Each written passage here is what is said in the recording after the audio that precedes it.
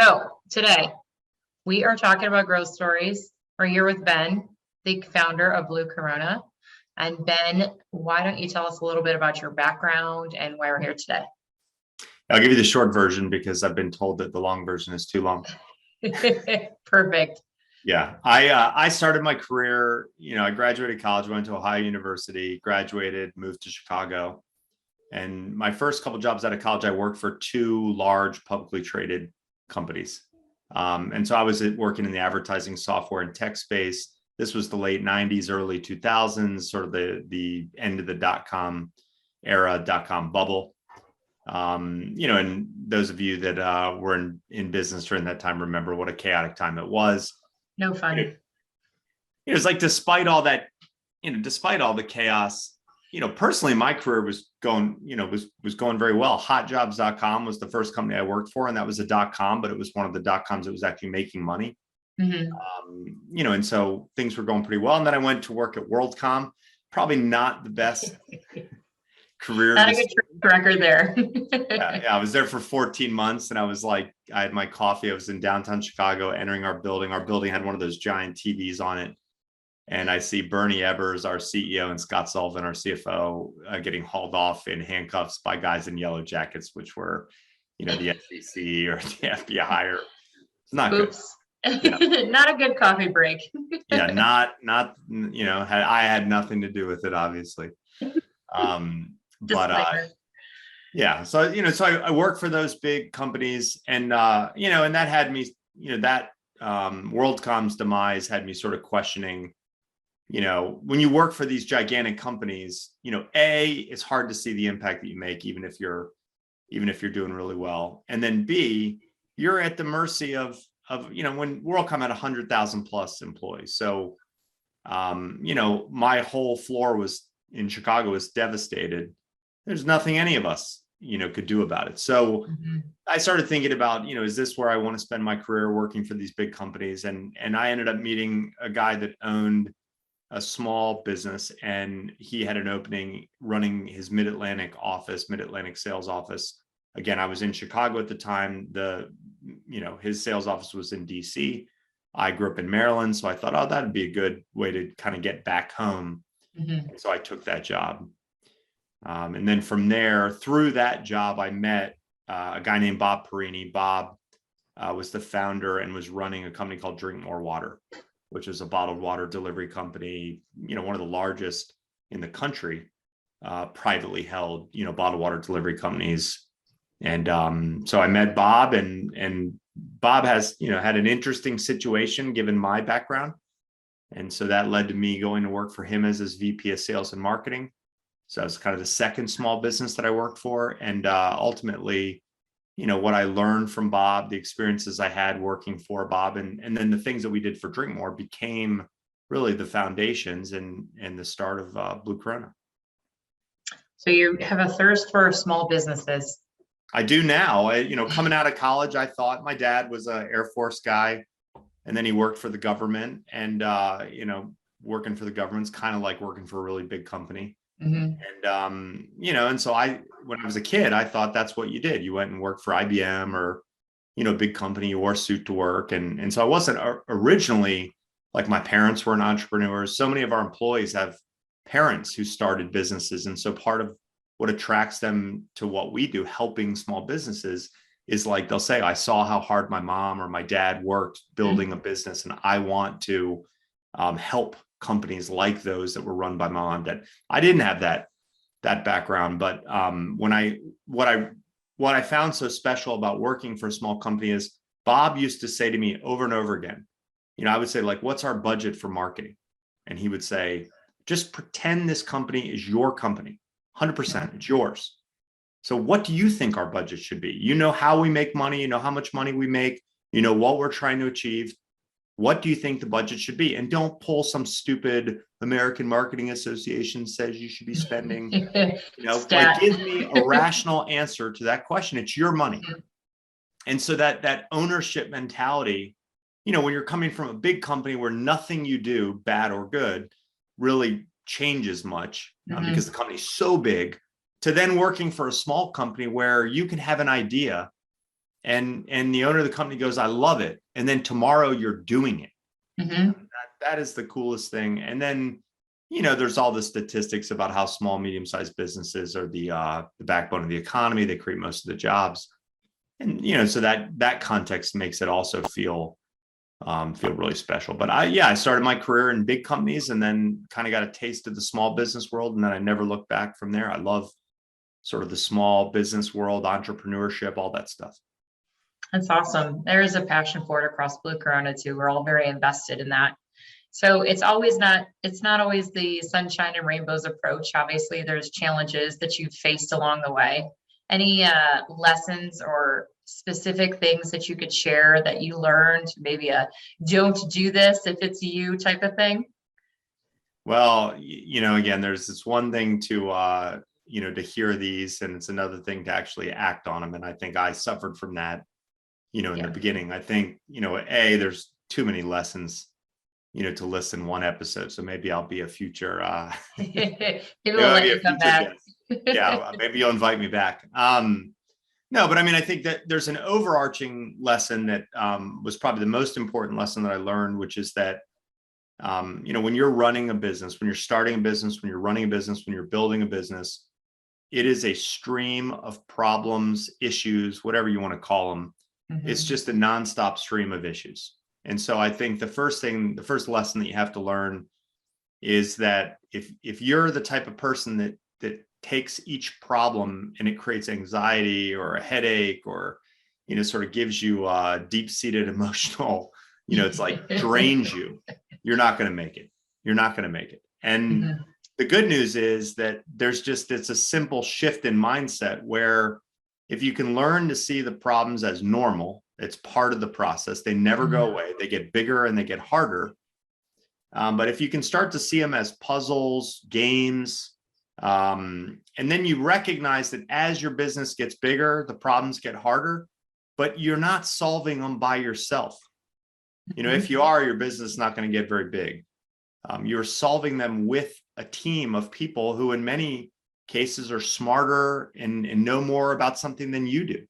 And again, you got to get wrapped up in the fun of that. And so that was a hard lesson for me to learn. I thought that our business had a lot of issues when I first started it because I wasn't doing a good job or it was like because of our industry. And that was a lesson that Bob taught me. Bob said, he came in on a weekend. He's like in his gym clothes. I was working 7 days a week. We sublet space from Drinkmore in the beginning.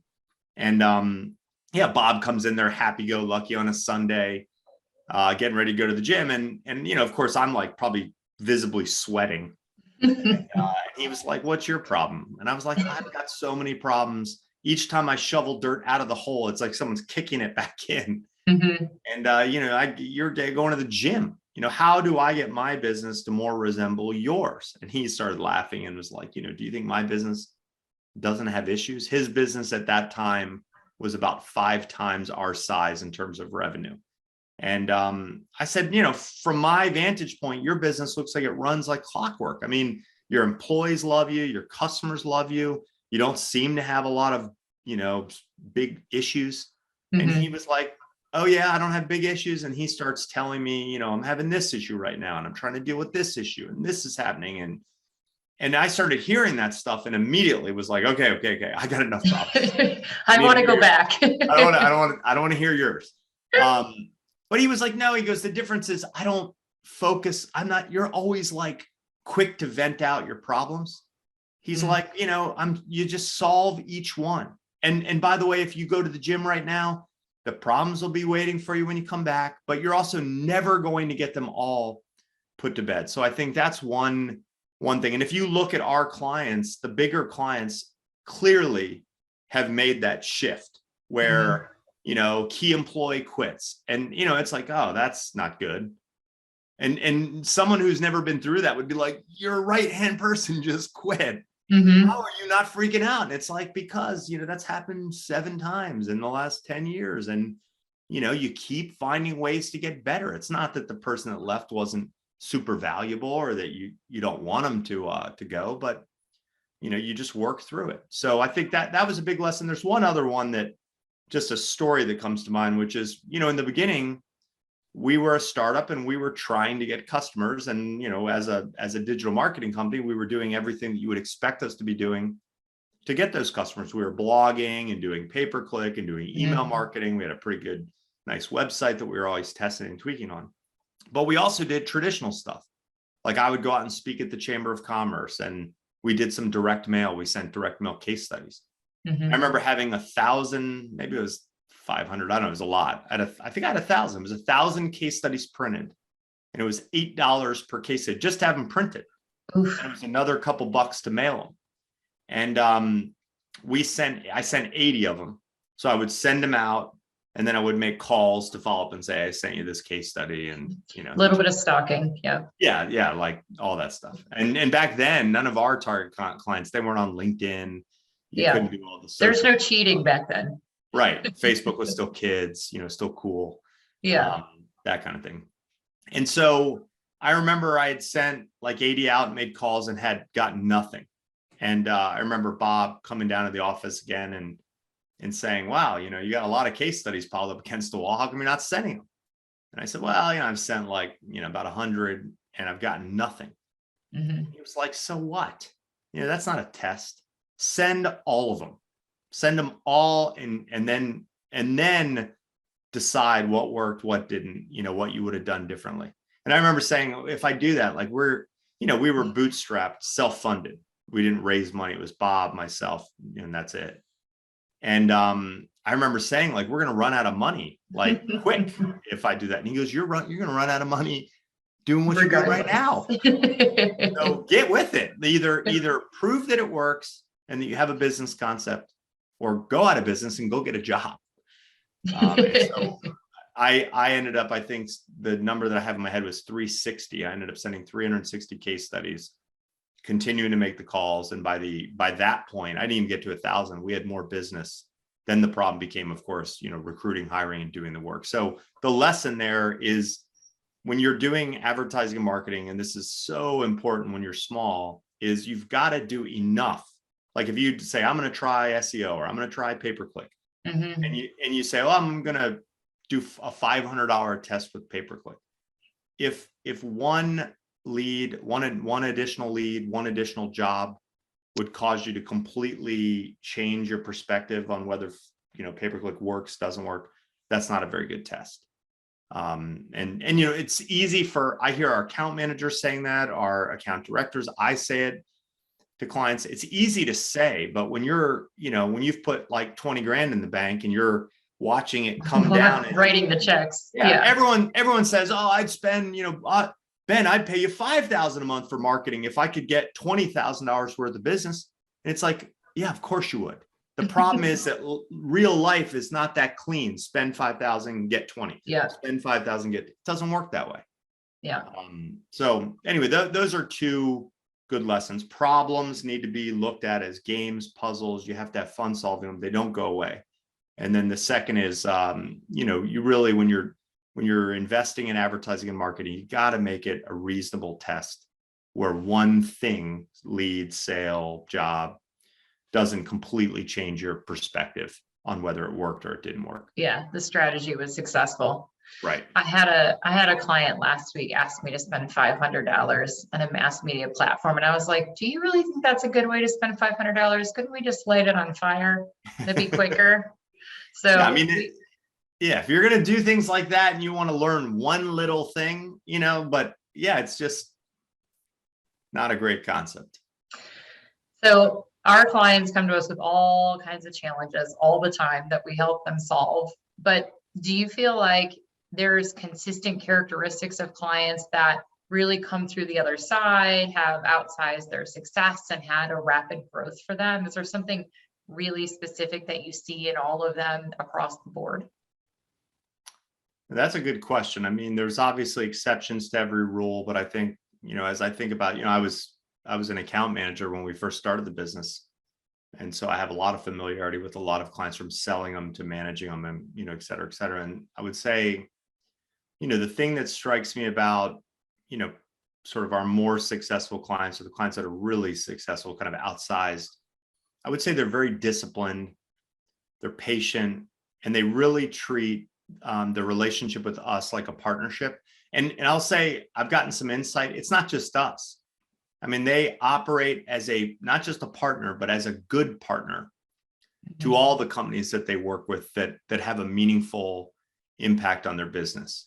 And so, and just to give you an example of what I mean by all that, they're very clear with what they're trying to achieve. So they'll say, I'm trying to grow my business by 30% over the next 3 years, or, I'm trying to grow by 15% this year, or I want to grow this division by this amount. They have a very well-defined what or goal. You contrast that with, I think, a lot of companies that struggle. They're either not clear, they don't know what they want. Like a friend has maybe said, you need an SEO company. And then they call us and say, I was told I could benefit from SEO. And then when you ask them, what are you trying to achieve? What's the big goal? Yeah, they haven't really thought that all the way through.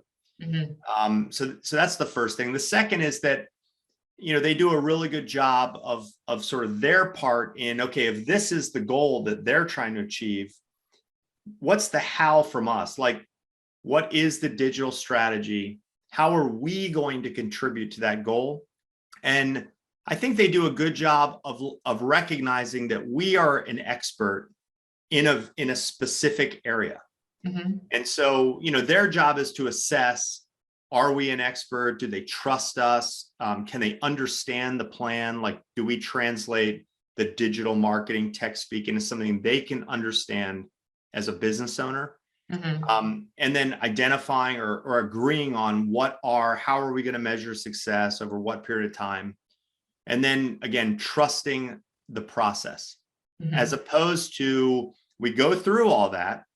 And then 2 weeks later, they've gotten some email from who knows, a radio sales rep or Comcast, with some BS audit of their website. And they're ready to take things in a completely different direction, as if that's the first time we've ever seen an email from a competitor, sort of poking.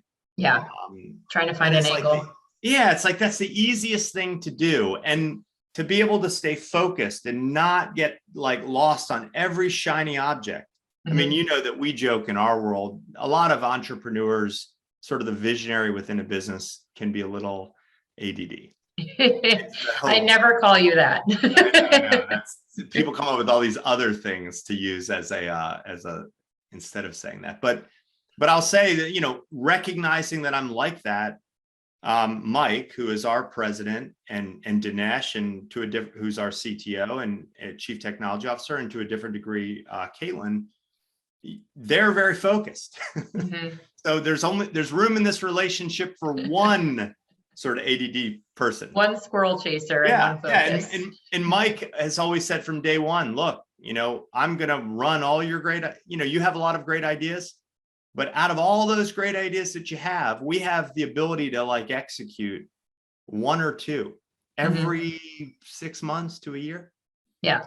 Mostly what I'm going to do is politely tell you no. We're going to prioritize the ideas that are good, and we're going to back burner the ideas that are maybe iffy. Yeah. So if you have a client of ours that recognizes that has that level of self-awareness, where they say, you know what, I can be a little ADD. So every time I get an email from a competitor, I'm going to put it in this folder. And then if it still bothers me when I meet with Blue Corona this month, I'll ask, well, what's your take on this? Or does this something that I need to care about? But to just haphazardly, be sending them is a characteristic that we see, I think, in people that struggle. And I have a feeling that they struggle in lots of areas of the business for the same reason. The only other thing I was going to say, though, is that there is kind of this polar opposite side where you have someone who said they hire us, and it's almost like the big to-do was to hire us. And then it's like, all right, you guys are the experts, you just do it. And then you don't hear from them. You're like, hey, we should meet and review the benchmarks, kind of understand what's going on in your world. I don't have time for that. Yeah, you just keep doing what you're doing. I don't know what it is, but keep doing what you're doing. Yeah. That's problematic usually as well. Unfortunately, I think, if it was someone that, again, had it all together, maybe they could operate that way, but that sort of set it and forget it Yeah. generally is like, it's almost like the person that sends you everything and is easily distracted, except for that maybe they're distracted with other parts of their business. Yeah. Because then what happens is 3 months later, when they finally get the time to do the check-in, they don't even really remember what we were trying to do together, what our strategy was, how we were going to go about doing it, what we were trying to accomplish first, second, third, fourth, fifth. So it just becomes a marathon meeting trying to re-educate and re-explain. And some of this stuff, I say this, I've been both type of business owners. So I say all this, I think what you have to do if you're running a company is sort of recognize that what got you here won't get you there. You have to kind of evolve. Mm-hmm. And no one should trust us, blindly. Force us to explain it at the outset. Yeah, I think for me, Blue Corona is built on transparency. And so part of it is transparency from us to the client, but part of it is transparency from the client to us. So we don't know if goals have changed. We don't know if they have issues with operations, and we can't work through that if they don't tell us. So I think the biggest thing for me is being transparent on both sides of the fence. Yeah, for sure. I mean, again, I think we're way more cost effective than trying to build an in-house digital team. I mean, there are all sorts of issues with trying to do that if you're running a small, medium-sized business, but we're not literally in the business with you. And so you've got to be, sort of sharing what's going on in the business. I remember we had a client years ago that terminated the person that was the primary recipient of the web leads from the website. Mm-hmm. Never told us. And so those emails were going through every time someone filled out an online form that they were going through, but basically to a now unchecked email. Years later, we built a system, a tool to basically alert us to that. But, that's the type of thing that if you terminate the person who, for example, is handling all the inbound calls, probably good for us to know. If you switch your phone system, kind of important. If you're out of capacity and you can't take any more calls, it's really important. You're booking people 3 weeks out. They're calling back and canceling the appointment. I mean, again, a lot of this we know and have systems in place for. But if you have capacity in one part of your business, but not in another, that's all stuff that needs to be, communicated. Awesome. So I think for me, I'm just curious, you started this podcast. I don't know if you just ADD thought it up in the middle of the night one night and here we are, or if it's something that's been on your radar. I know podcasts are all over the place these days. So how did we get here today? Well, whether it was something that I just dreamed up like a fever dream or had been planning the whole time, how I'm gonna cast it. No, when 2020 hit, we went remote. A lot of companies were hybrid. And certainly people were consuming a lot more content. And so, I think we as a company have always invested heavily in content marketing. Our blog has thousands of posts. We've got thousands of case studies, just trying to educate our prospective clients and even, and our existing clients. And so part of the concept for a podcast was just looking at content, what are other mediums that we can use to communicate with our audience. So that was one part of it.